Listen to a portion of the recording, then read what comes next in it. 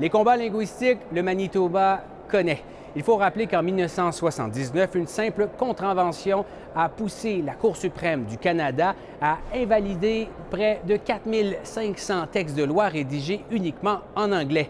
Cela a dégénéré à l'époque en une importante crise linguistique. Ce qu'il faut savoir, c'est qu'ici, les services en français ne sont pas protégés par une loi cadre, mais plutôt par une politique et quelques lois sans grande envergure.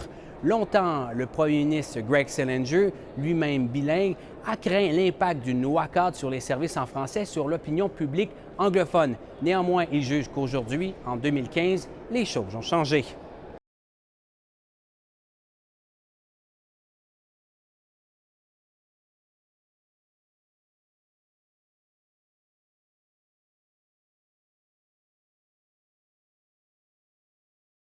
Le Manitoba est une province bilingue, mais uniquement du point de vue législatif. Donc, il n'y a pas d'obligation constitutionnelle de fournir des services en français pour les quelques 50 000 personnes dans la province dont la langue maternelle est le français. Toutefois, ce projet de loi pourrait élargir cette définition de francophone à toute personne vivant ou travaillant en français. Donc, techniquement, ce projet de loi pourrait faire doubler le nombre de francophones dans la province.